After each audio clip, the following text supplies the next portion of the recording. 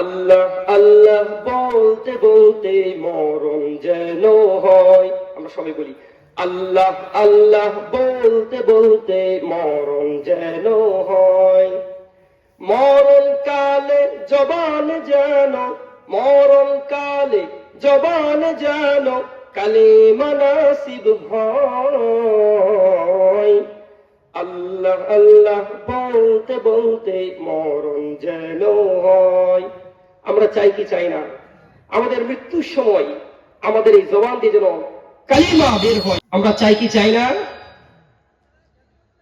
আবু দাউদ শরীফের মধ্যে একটি হাদিস এসেছে, 3118 নম্বর হাদিস। عن معاذ بن جبال رضي الله عنه قال قال رسول الله صلى الله عليه وسلم।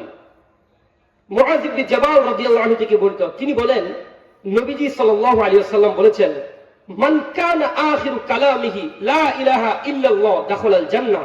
যার শেষ কথা হবে লা ইলাহা ইল্লাল্লাহ, সে জান্নাতে প্রবেশ করবে। সুবহানাল্লাহ। মরণ কালে জবান যেন, মরণ কালে জবান যেন কালিমা নাসিব হয়।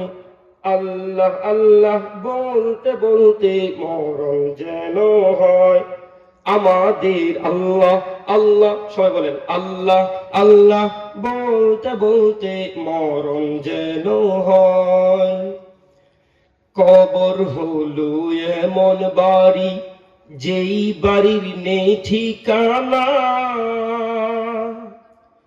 এমন অন্ধকার ঘর, যেই ঘরের নেই বিছানা, যেই ঘরের নেই বিছানা।